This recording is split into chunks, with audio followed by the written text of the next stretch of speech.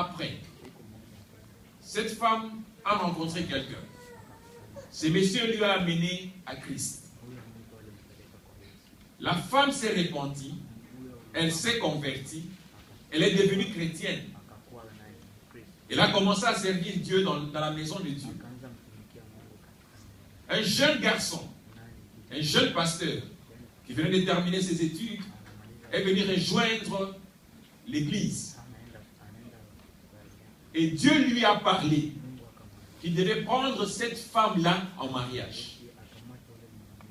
Le garçon a approché la femme. Il lui a dit que Dieu m'a parlé de pouvoir te prendre en mariage. La femme s'est mise à rire. Elle s'est mise à se moquer du garçon. Il dit, moi, dans ma tête, le mot mariage n'existe plus.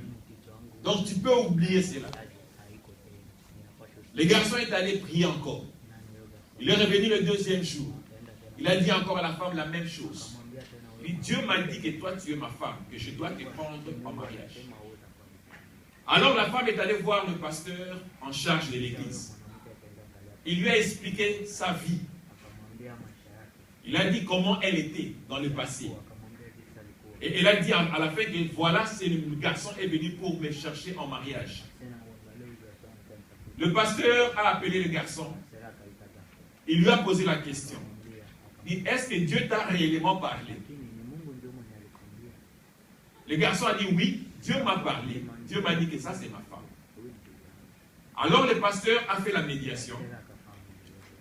Pour couper bref, les deux se sont mariés. 3 mois après, la femme avait conçu. Sans matrice, elle avait conçu. Elle était devenue enceinte. Elle a dit non. Le premier mois, elle a dit non, ce n'est pas vrai. Je dois aller rentrer chez le médecin qui m'avait enlevé de la matrice pour faire des tests de grossesse. La femme est allée voir le médecin. Le médecin a fait les examens. Le médecin a dit ce n'est pas possible. C'est moi qui ai enlevé la matrice. Mais comment se fait-il que tu dois concevoir?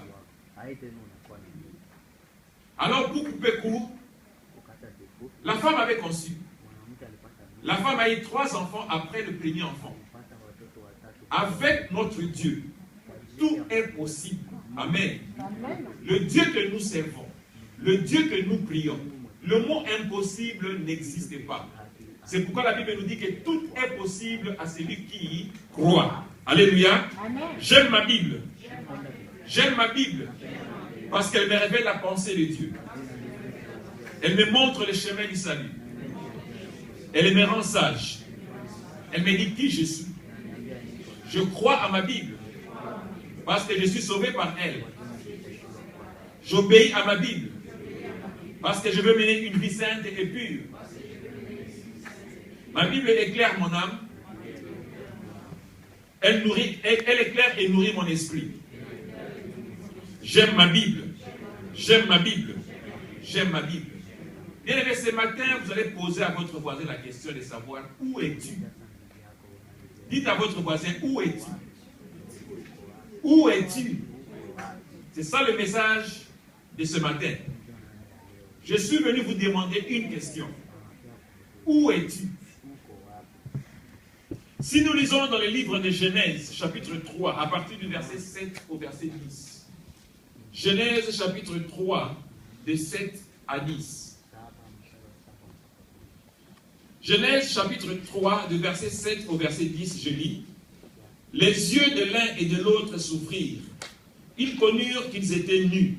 Et ayant cousu de feuilles de figuier, ils s'en firent des ceintures. Alors ils entendirent la voix de l'Éternel Dieu, qui parcourait le jardin vers le soir. Et l'homme et sa femme se cachèrent loin de la face de l'Éternel, au milieu des arbres du jardin. Mais l'Éternel Dieu appela l'homme et lui dit, « Où es-tu » Il répondit, « J'ai entendu ta voix dans le jardin, et j'ai eu peur parce que je suis nu, et je me suis caché. » Alléluia. Mais je crois que cette question que Dieu avait posée à Adam, beaucoup des années passées, mérite d'être posée aujourd'hui à l'Église. Où es-tu? Les chrétiens d'aujourd'hui, les enfants de Dieu, où es-tu? Nous tous, nous connaissons l'histoire. Adam et Ève étaient des amis de Dieu. C'est-à-dire qu'ils vivaient en relation permanente avec Dieu. C'est-à-dire que chaque soir, Dieu descendait pour communier avec ses amis. Mais un jour, Adam et Ève avaient désobéi au commandement de Dieu.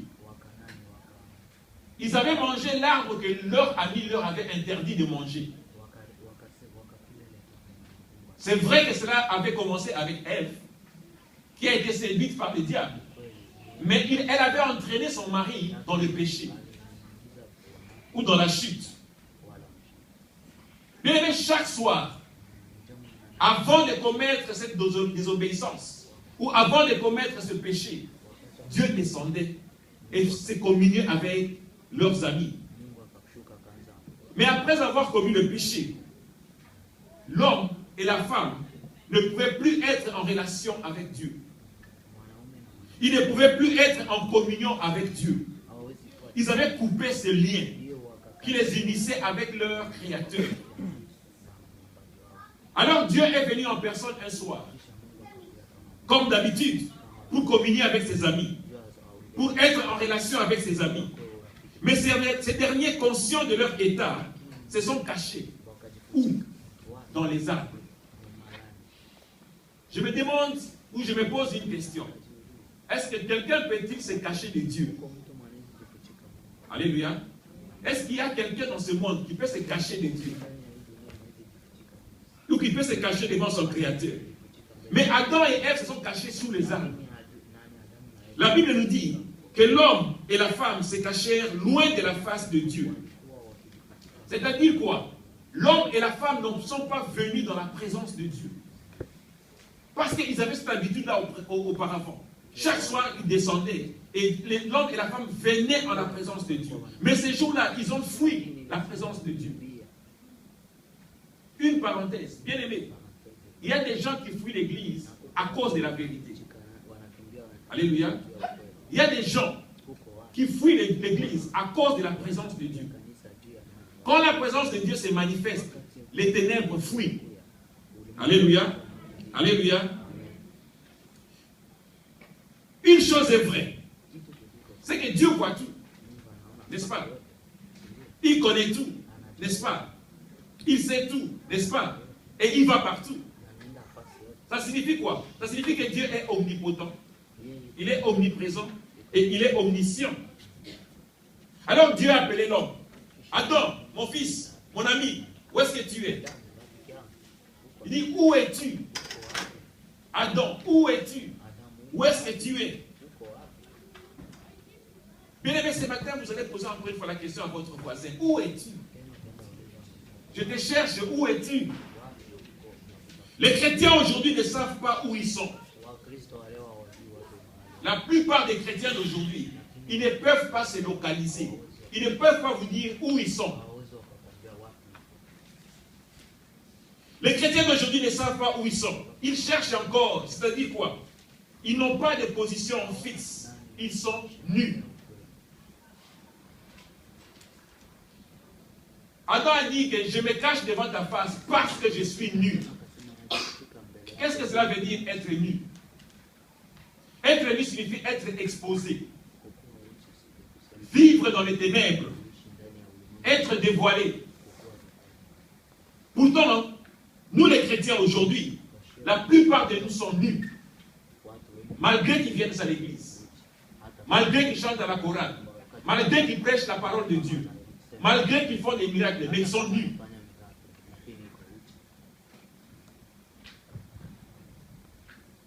Les chrétiens sont supposés être couverts. Les chrétiens sont supposés porter des habits. Parce que le mot chrétien vient de Christ. Chrétien, ça vient de Christ. Nous sommes supposés être couverts par Christ. Mais la plupart de nous chrétiens, nous sommes nus. Nous sommes exposés.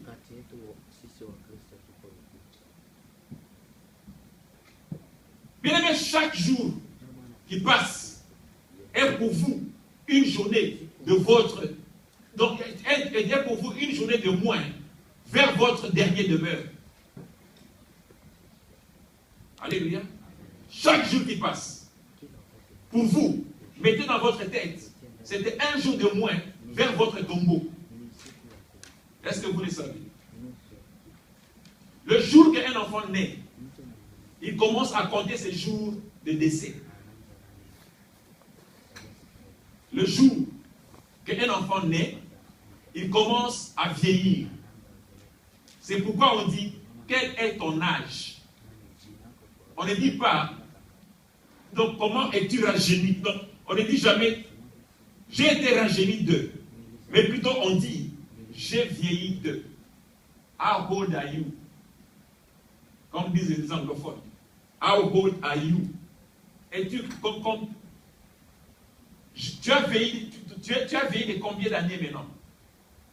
Mais chaque jour qui passe, c'est un jour de moins vers notre dernier demeure.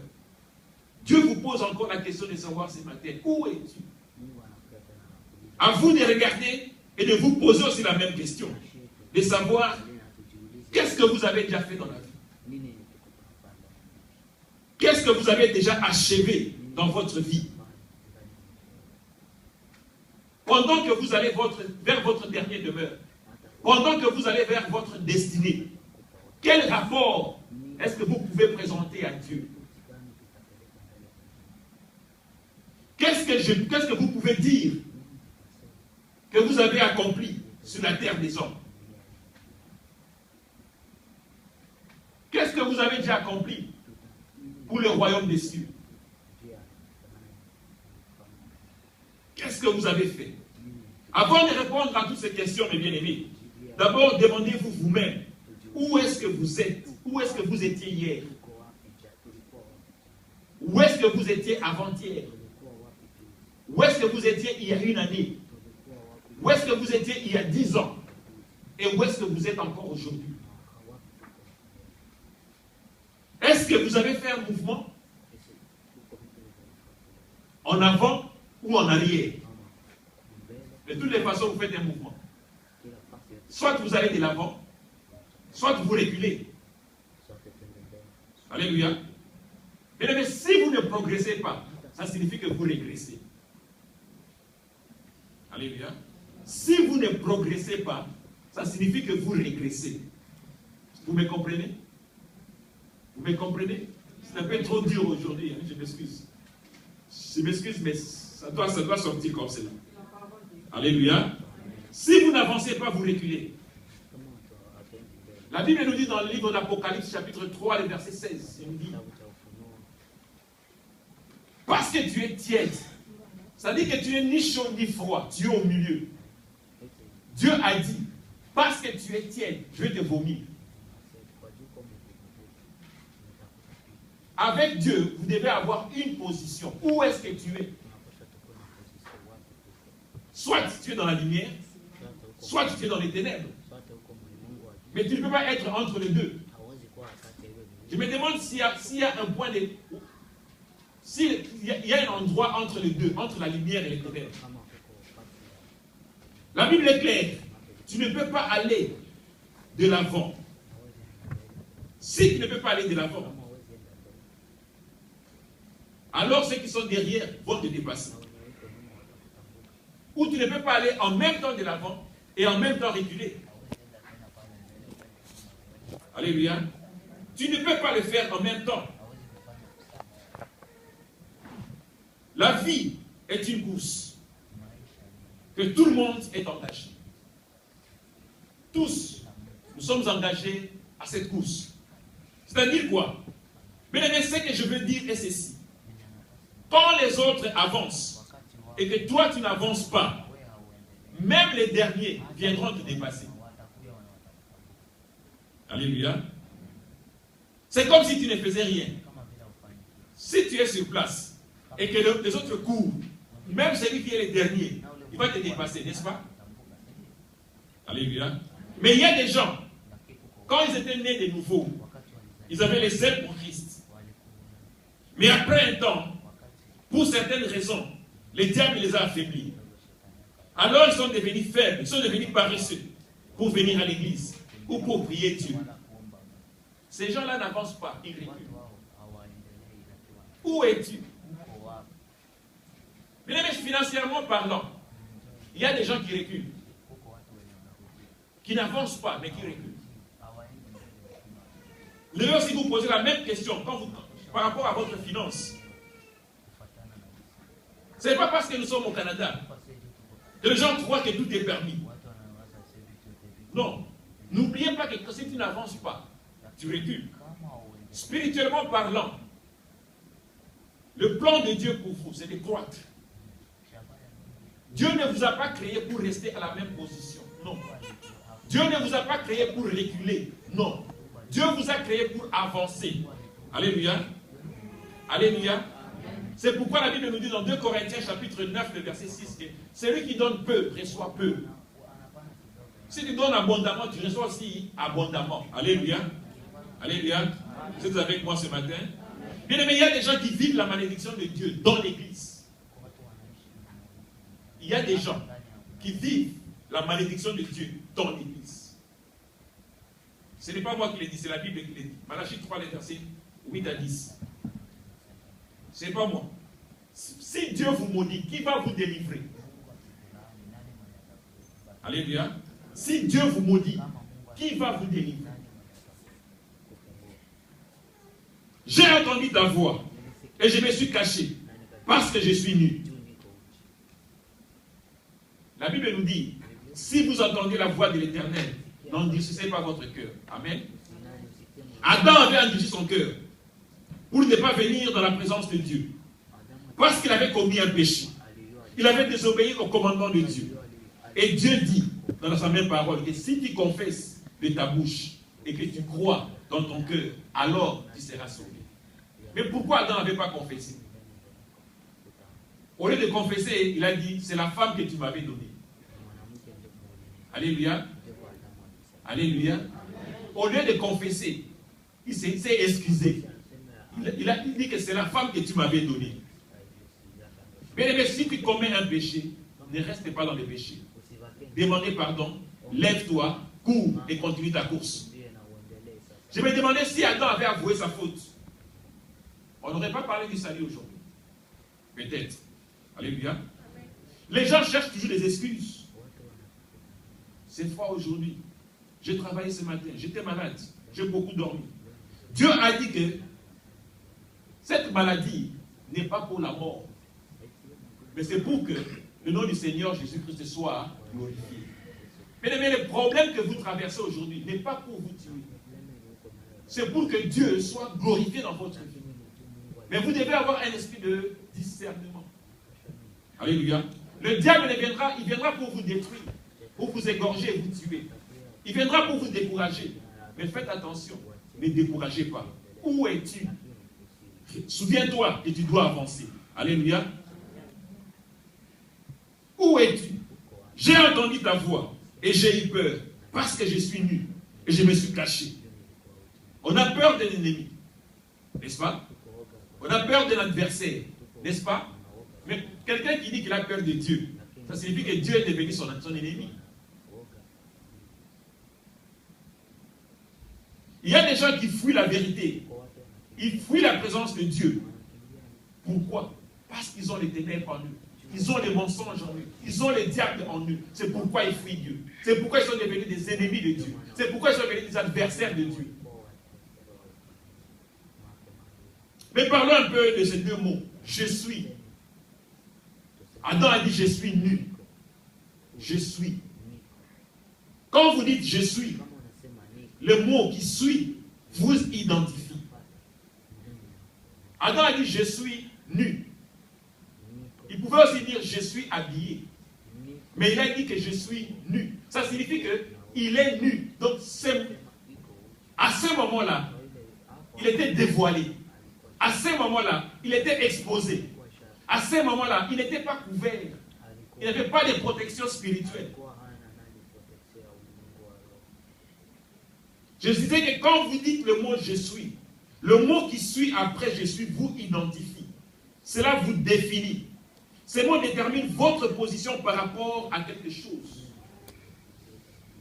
C'est-à-dire quoi?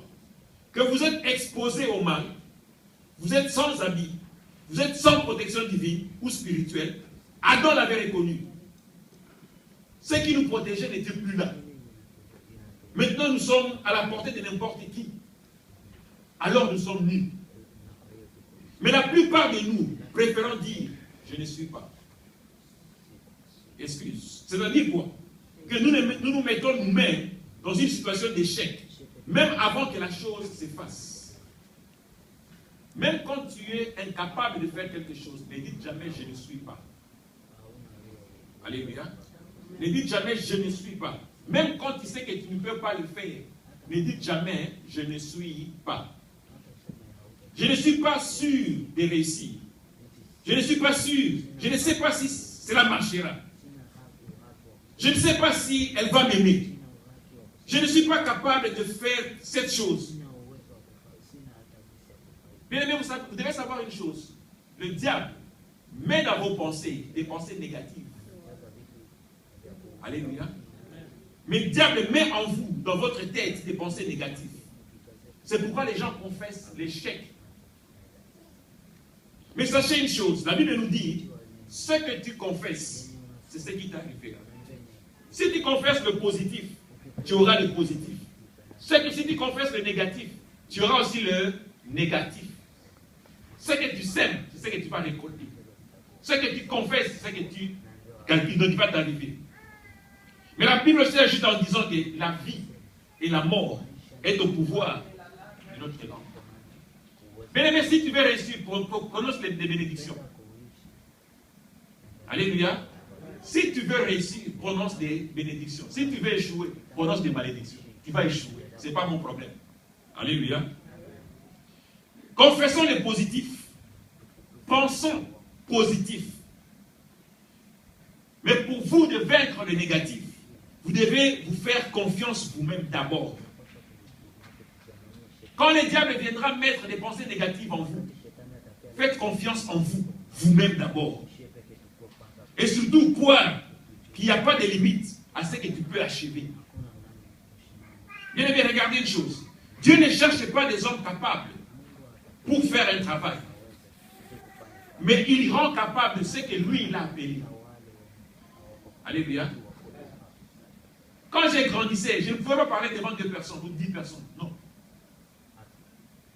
Mais par la grâce de Dieu aujourd'hui, je n'étais même pas qualifié. C'est comme Moïse. Quand Dieu lui avait appelé pour lui envoyer, il a dit, je n'ai même pas une voix pour parler. Dieu ne cherche pas des hommes capables. Mais il cherche des gens disponibles pour les rendre capables. Alléluia. Ça dit que si Dieu vous appelle, il va vous rendre capable d'accomplir une tâche. Bien aimé, demandez aux gens qui ont réussi dans leur vie. Ils vous diront qu'ils n'ont pas réussi la première fois. D'autres ont essayé 2 fois. D'autres ont essayé 3 fois. D'autres ont essayé 5 fois. D'autres ont essayé même 30 fois. Ils vont vous dire qu'ils n'ont jamais réussi la première fois. Le courant que vous voyez ici, celui qui a découvert le courant n'a pas réussi la première fois. Il a réussi plusieurs fois. Je pourrais dire même plus de 10 fois. Tout ce que tu choisiras d'ajouter après ton « je suis », cela va te déterminer. Cela trouvera une place dans ta vie. Tout ce que toi tu vas choisir, après d'ajouter « je suis ». Si tu veux dire « je suis riche », c'est toi. Si tu veux dire « je suis pauvre », c'est toi. Si tu veux dire « je suis capable », c'est toi. Ça va trouver une place dans ta vie. Alléluia. Confessons les positifs. Que le diable ne vienne pas vous séduire avec des fausses discours. Il viendra pour vous décourager. Ne vous en faites pas. Mais gardez votre foi en Dieu. Ils vous diront des paroles pour vous décourager. Mais sachez une chose, que Dieu a dit, je ne te délaisserai point. Je ne t'abandonnerai jamais. Mais même dans des tribulations, Dieu est avec vous. Alléluia. Même dans la tempête, Dieu est avec vous. Demandez à Ézéchias. Il était malade. Il était un pécheur. Dieu a dit qu'il allait mourir. Il a dit non, non, non, moi je ne vais pas mourir. Je suis en vie. Et je vais rester en vie. Il a retourné sa face vers Dieu. Et Dieu a changé sa décision. Le parcours de votre vie dépend de vous. La décision de votre vie dépend de vous. Ce que vous pouvez achever dans la vie, ça dépend de vous. Ça ne dépend pas de moi, ça ne dépend pas d'une autre personne. Alléluia. Bien aimé, quand vous dites je suis, cela vous rend libre. Alléluia. Quand vous dites je suis, ça vous rend libre. C'est comme l'interrupteur. S'il y a les ténèbres dans la salle ici, que vous allumez l'interrupteur, automatiquement il y a la lumière. Les ténèbres vont fuir, n'est-ce pas? Alléluia. Quand vous dites je suis, cela vous rend libre. Le mot je suis a le pouvoir de vous délier. Alléluia. Si vous étiez esclave, cela va enlever cet esclavagisme en vous. Cela va enlever cette bondage en vous. Quand vous dites je suis, vous confessez votre vraie nature. C'est quelque chose qui vient de vous. Ça va vous refléter. Qu'est-ce que vous êtes capable de? Est-ce que vous savez qu'il n'y a que toi qui peux dire je suis? Alléluia. Il n'y a que toi qui peux dire je suis. Je ne peux pas dire je suis à ta place. Non. Je vais dire tu es. Mais je ne vais pas dire je suis. Mais c'est toi-même qui vas dire je suis. Alléluia. Personne d'autre ne peut prononcer cette phrase à ta place. Alors votre destinée est attachée à cette phrase. Je suis. Ceci révèle ce que vous croyez en vous-même. Ça révèle l'estime que vous avez, que vous donnez en vous-même. La valeur qui ressort en vous. Quand vous dites je ne suis pas, d'abord vous ouvrez la porte au diable. Alléluia. Qui va s'aimer en vous quoi? La peur. Et cette peur va vous exterminer ou va vous tuer. Jean 10, 10. Aussi quand vous dites je ne suis pas, vous vous diminuez vous-même. Vous vous minimisez. Vous enlevez la valeur qui est en vous. Par contre, quand vous dites je suis, vous construisez une valeur propre en vous. Vous fermez la porte au diable. Vous fermez la porte à vos ennemis. Vous cultivez la foi en vous. Vous créez une protection tout autour de vous. Bien aimé, arrêtons de cultiver la peur. Mais commençons à cultiver la foi. Amen.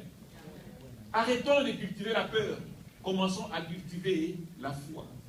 Sachez-le, dans ce monde, il y a des gens qui vont chercher à vous abaisser. Si pas à vous induire en erreur. Mais par votre je suis, vous allez vous élever. Vous allez rester dans le bon chemin et vous allez le vaincre. Amen. Je vous donnerai un exemple. C'est dans le livre de Jean chapitre 8 à partir du 6e verset. Une femme a pris en flagrant délit d'adultère. On a amené cette femme à Christ. N'est-ce pas? Vous connaissez l'histoire, n'est-ce pas? Cette femme est venue, les gens sont venus le condamner devant Christ. Qu'est-ce que Christ a dit? Christ n'a pas dit je ne suis pas capable de te sauver. Non. Christ s'est mis par terre et a commencé à écrire. Qui peut me dire jusqu'aujourd'hui qu'est-ce que Christ écrivait? Personne. Qui peut me dire qu'est-ce que Christ écrivait par terre quand les gens sont venus accuser cette femme-là? Mais je crois une chose, que Christ écrivait quelque chose. Christ écrivait je suis le Dieu de la deuxième chance. Amen. Je suis venu pour sauver et non pour condamner. Amen. Je suis venu afin que mes brebis retrouvent la vie et la vie en abondance. Amen. Je suis venu afin que les pécheurs se répandent et aient la vie éternelle. Amen. Je suis le Dieu du présent et non le Dieu du passé. Amen. Je suis le Dieu qui pardonne et non le Dieu qui pointe le doigt des pécheurs. Amen. Je suis le sauveur de ce monde. Amen. C'est pourquoi à la fin, quand il s'est levé, il a dit, où sont tes accusateurs? S'ils ne t'ont pas condamné, moi aussi je ne te condamne pas. Alléluia. Où es-tu? J'ai eu peur parce que je suis nu. Est-ce que tu es nu? Ou est-ce que tu es habillé? Adam avait défini une position. Et toi? Adam a dit que je suis nu. Je suis exposé. Je n'ai pas de protection. Et toi? Qu'est-ce que tu dis? Est-ce que tu es nu ou tu es habillé? Est-ce que tu es exposé ou tu es protégé? Posez-vous encore cette question. Et vous allez vous donner vous-même la réponse. Dites encore à votre voisin, où es-tu? Où es-tu? Où es-tu? Que Dieu vous bénisse. Lèvons-nous s'il vous plaît. Lèvons-nous devant nous.